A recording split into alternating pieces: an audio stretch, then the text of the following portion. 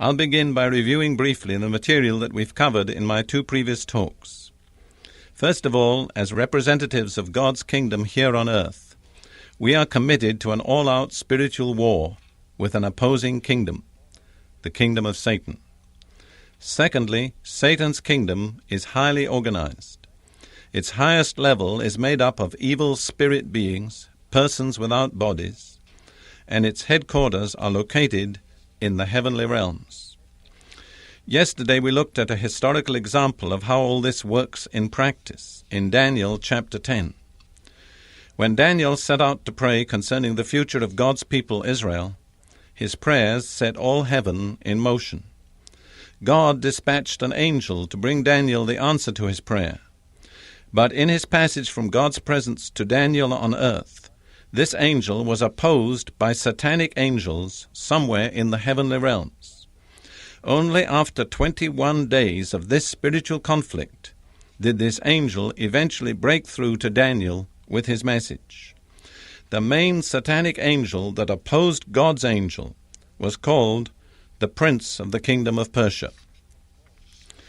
Without going into all the details that this passage reveals, we can say briefly that there is a highly organized kingdom of evil spirit beings in the heavenly realms that systematically opposes God's purposes and God's people on earth.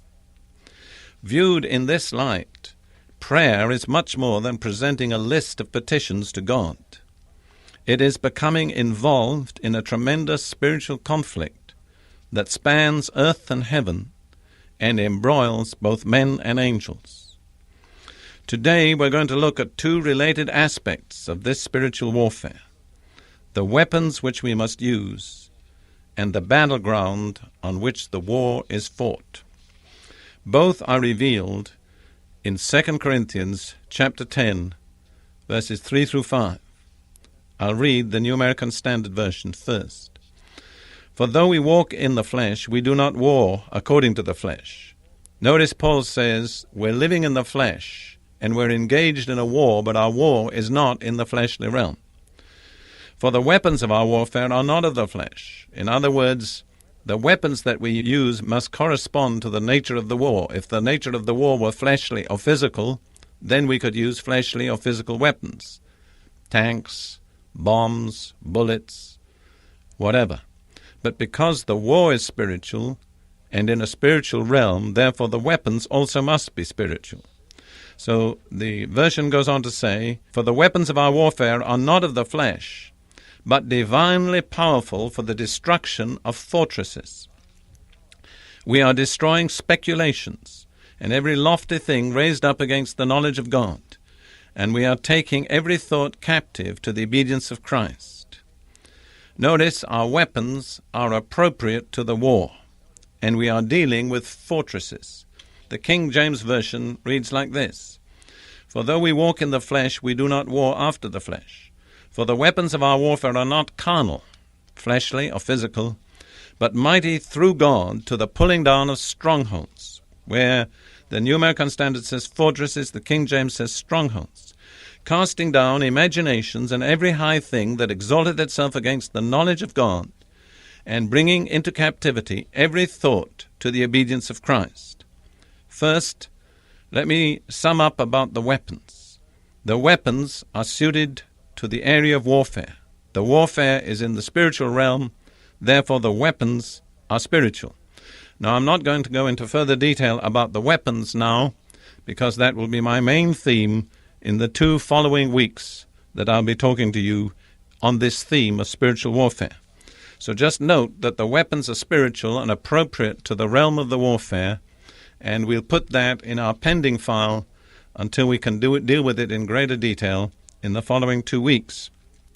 Now, let's look at the battleground, and this is tremendously important, that we understand where the battle is taking place.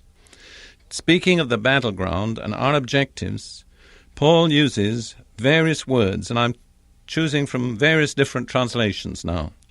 But these are the words: imaginations, reasonings, speculations, arguments, knowledge, and thought. One thing is obvious. Every one of those words refers to the same particular realm, the realm of the mind. And this is something we absolutely have to understand. The battleground is in the realm of the mind. Satan is waging an all-out war to captivate the minds of the human race. He's building strongholds and fortresses in their minds.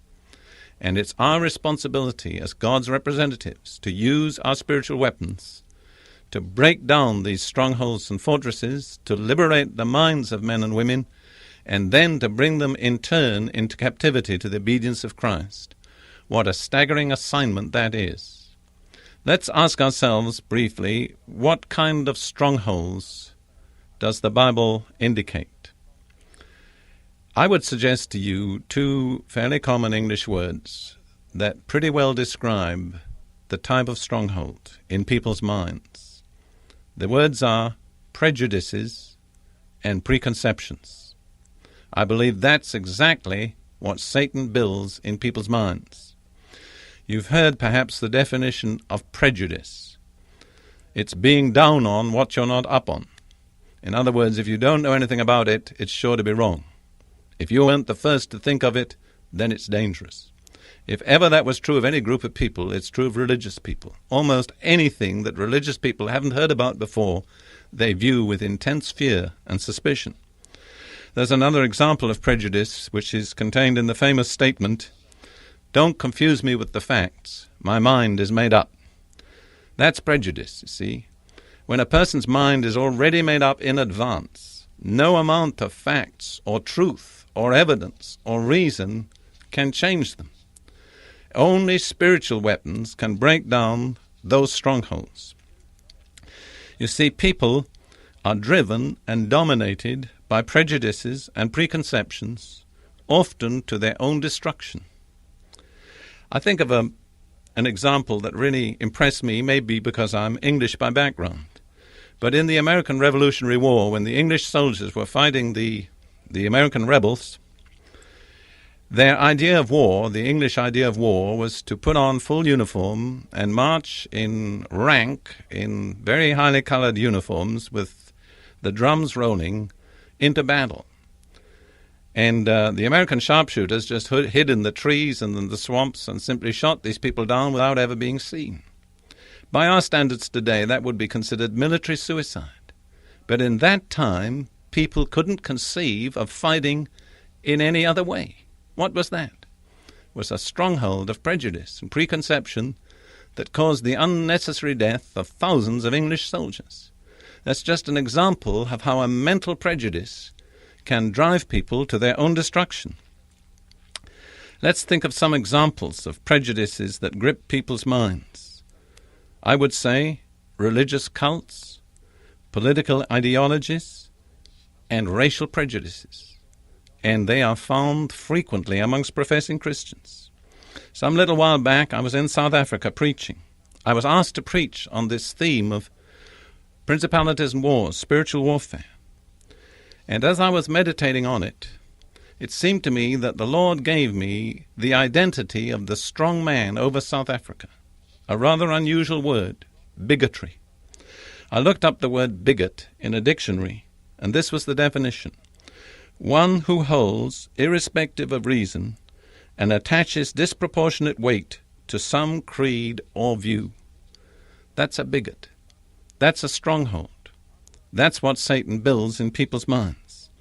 After I'd given this talk, a minister who was born in South Africa and knew the country well said to me, "You couldn't have described the problems of South Africa any better. South Africa is riddled with bigotry, religious, racial, denominational. The root problem of that nation is bigotry. And yet, individually, they're a most delightful group of people. But their minds have been captivated and held by this stronghold of bigotry." Now, I'm not suggesting that the South Africans are different from other people. They just have their own particular kind of stronghold. Listen to what Paul says in 2 Corinthians 4:4 as we close this message. "The God of this age has blinded the minds of unbelievers, so that they cannot see the light of the gospel of the glory of Christ, who is the image of God." That's a stronghold, something that blinds men's minds so that the light of the gospel cannot shine in. And you know that usually when a person is in that condition, it's worse than useless to argue with them. The more you argue, the more they restate their error, and the more firmly they are stuck in that error. The only way to deliver such people is to use our spiritual weapons and break down the strongholds in their minds.